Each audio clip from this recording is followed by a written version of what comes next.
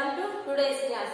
So in our previous classes already we have discussed some 2-mark questions on our environment chapter. So this is what these questions are, continued portions of a 2-mark questions on our environment chapter. So here 13th question is, so before this, what is that? What are the harmful effects of acid rain? So already we have discussed about this acid rain, effects of acid rain in the environment. So how this acid rain will destroy the all plants and animals beings, so that could be destroyed. Okay na? So acid rain alli irtakanta nitrogen mattu sulfur acids inda enagutte, so water bodies pollute agutte, next plants mattu animals destroy agtava, and human beings also can have some symptoms like ಏನಾಗಿರಬಹುದು skin cancer ಆಗಿರಬಹುದು. So ಈ ತರ disease ಬರುವಂತ chances ಇದೆ. Okay, so these are what some effects of the acid rain. So totally this acid rain affect the whole atmosphere. So how this acid rain causes? So acid rain yaak agutte andre, so burning of fossil fuels. We are using the water, some coal and also diesel, petrol. So burning of these fossil fuels will produce more amount of the carbon dioxide and also what? Methane. So those greenhouse gases will affect, causes the acid rain. Okay, so better we have to avoid to burn the fossil fuels as much as possible. Okay, so move to the next question. Differentiate between abiotic and biotic components of ecosystem. So here abiotic components, it is nothing but what?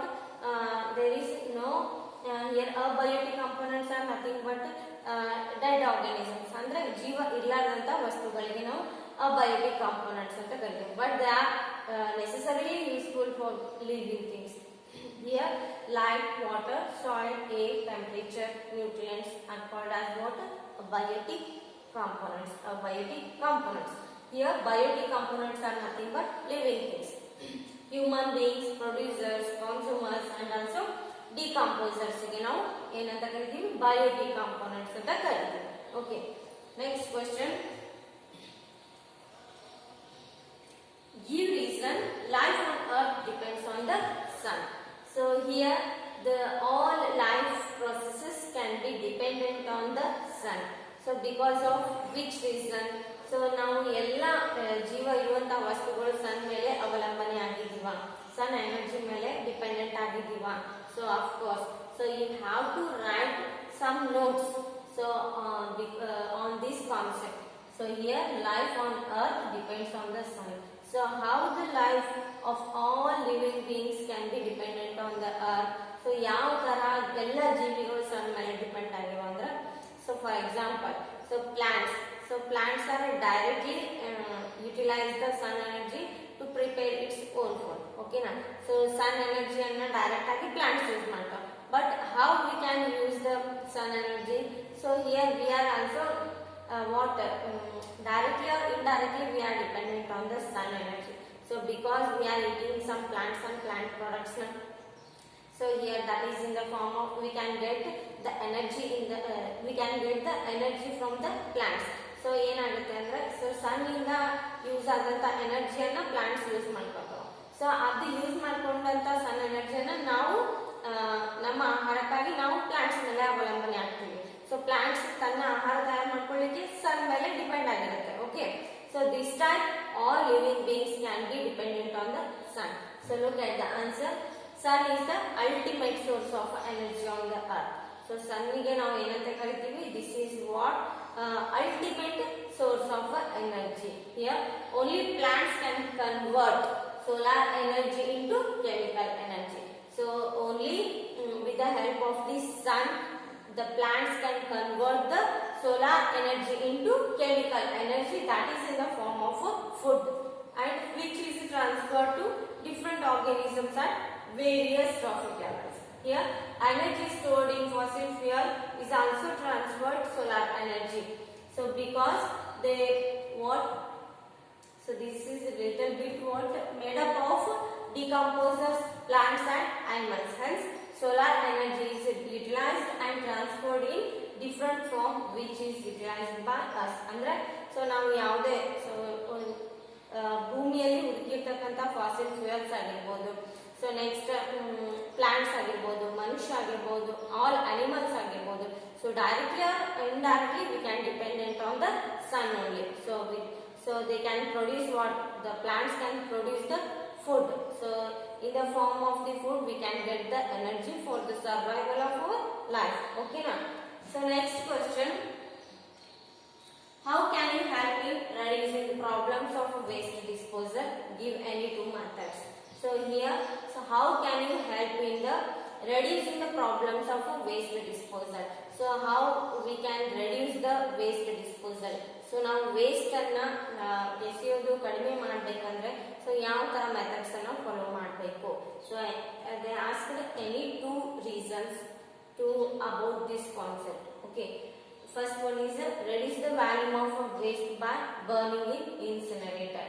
So here with the help of the incinerator we have to collect all the waste and burn it in one place. So ನಾವು ಏನ್ ಮಾಡಬಹುದು ಅಂದ್ರೆ so ಎಲ್ಲ waste ಅನ್ನ collect ಮಾಡಿಬಿಟ್ಟು so ಒಂದು furnace ಅಲ್ಲಿ ಹಾಕಿ ಬರ್ನ್ ಮಾಡಬೇಕು. ಸೊ ದಾಟ್ ಪ್ರೊಸೆಸ್ ಗೆ ಏನಂತ ಕರಿತೀವಿ? ಇನ್ಸಿನರೇಷನ್ ಅಂತ ಕರಿತೀವಿ. So next produce compost and biogas from biodegradable waste. So biodegradable ಅಂದ್ರೆ ಡಿಕಾಂಪೋಸೇಬಲ್ ವೇಸ್ಟ್ ಇಂದ ನಾವು ಸೊ ಎನರ್ಜಿಯನ್ನ ಪ್ರೊಡ್ಯೂಸ್ ಮಾಡಬಹುದು. So for example biogas or biomass. So biomass ಅಥವಾ ಬಯೋಗ್ಯಾಸ್ ಅಲ್ಲಿ ನಾವು ಏನ್ ಮಾಡ್ಕೊಂಡಿದ್ವಿ ಅಂದ್ರೆ ಬಯೋಡಿಗ್ರೇಡೇಬಲ್ ವೇಸ್ಟ್ ಅನ್ನ ಯೂಸ್ ಮಾಡ್ಕೊಂಡ್ಬಿಟ್ಟು ಎನರ್ಜಿಯನ್ನ ಪ್ರೊಡ್ಯೂಸ್ ಮಾಡಿದ್ವಿ. That is in the form of what? Methane gas. Okay, so here this is also one of the best method to what waste disposal. Okay, so next question, state one reason to justify the position of man at the apex of most food chain. Here state one reason to justify the position of man at the apex of most food chain. So here look at the answer. The position of the man is at the apex of most food chain. He is an intelligent person and also can take any advantageous position by what manipulation. So ನಾವು ಏನಂದ್ರೆ so ಮನುಷ್ಯ ಬುದ್ಧಿಜೀವಿ ಅಂತ ಹೇಳ್ತಾರೆ. So ಏನಂದ್ರೆ ಇಲ್ಲಿ ಈ question ಅಲ್ಲಿ so highest point ಅಲ್ಲಿ ಮನುಷ್ಯನಿಗೆ ನಿಲ್ಸಿದ್ರೆ ಏನಾಗುತ್ತೆ ಅಂದ್ರೆ is the most intelligent person as compare to all living organisms and he can get energy from any other type of things. Okay, so this type the man is what we can call it as an intelligent person. Okay, as compared to different organisms in the earth. Okay, so next question, why energy of herbivorous never come back to the autotrophs? Autotrophs are plants, so they can prepare its own food. So next, herbivorous means they are dependent on the autotrophs. So here the question is, why energy of herbivorous never come back to autotrophs? So it is not possible. Here look at the answer. Energy of herbivorous animals. So energy of the herbivorous animals or carnivorous animals never come back to the what initial trophic levels. So ನಾವು ತಿನ್ನಂತ ಆಹಾರ so ನಾವೇನಾದ್ರೂ ವಾಪಸ್ ಎನರ್ಜಿಯನ್ನ plants ಗೆ produce ಮಾಡಲಿಕ್ಕೆ ಸಾಧ್ಯ ಇಲ್ಲ. So this are the energy of the herbivorous never come to what autotrophs, as the flow of energy is only unidirectional anta ಹೇಳ್ತೀವಿ. Energy, the flow of energy we can call it as what? Unidirectional. So ಒಂದೇ way ಅಲ್ಲಿ ಎನರ್ಜಿಯನ್ನ transfer ಮಾಡಕ್ಕೆ ಸಾಧ್ಯ. So because of this reason, so it is not possible to get energy to what? Autotrophs.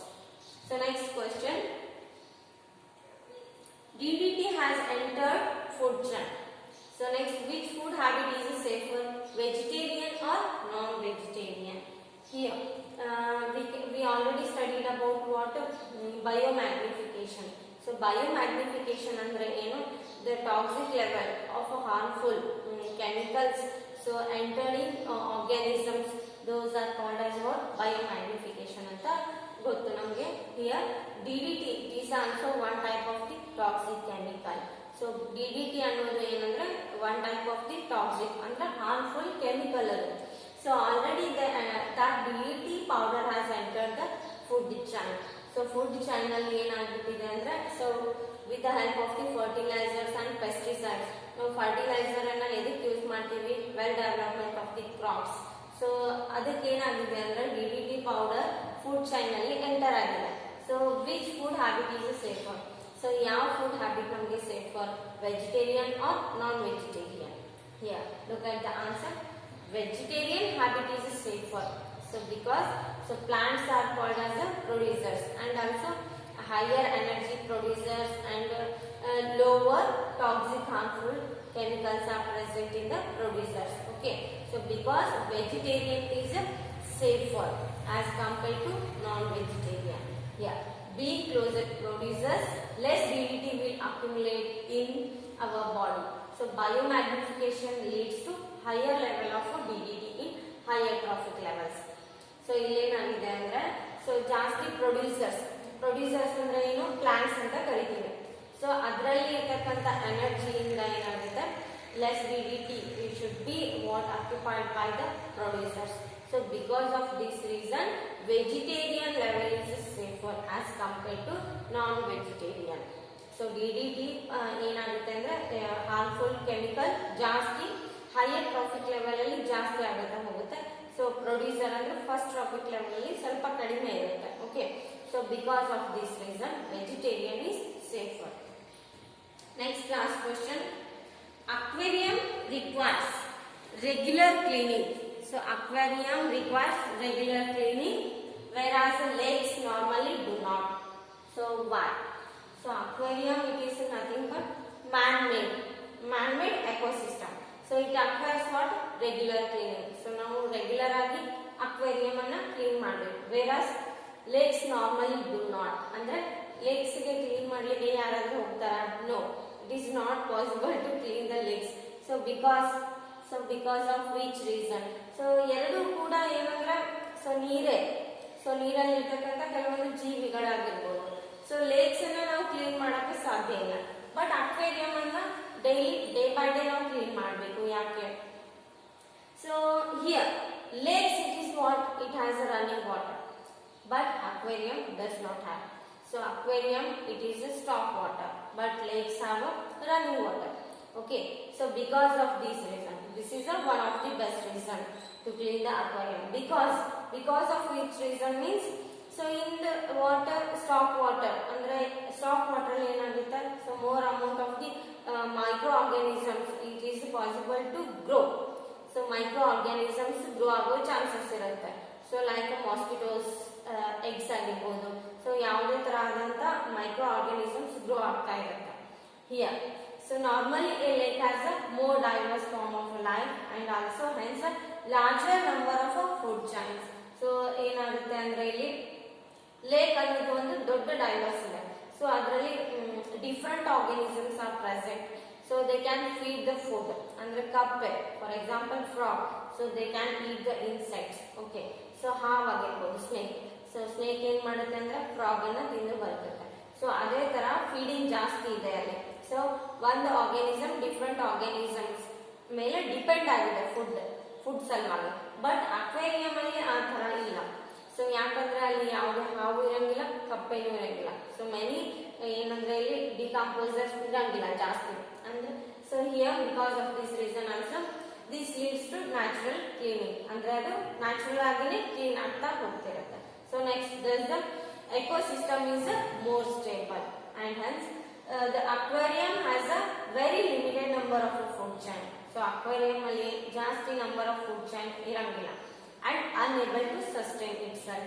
So ಅದು ತನ್ನಷ್ಟಕ್ಕೆ ತಾನೇ clean ಮಾಡ್ಕೊಳ್ಳಿಕ್ಕೆ ಸಾಧ್ಯ ಇಲ್ಲ. And sometimes there is a excessive growth of algae in lake. So that it also needs to be cleaned. Okay, so because of these reasons we have to clean regularly.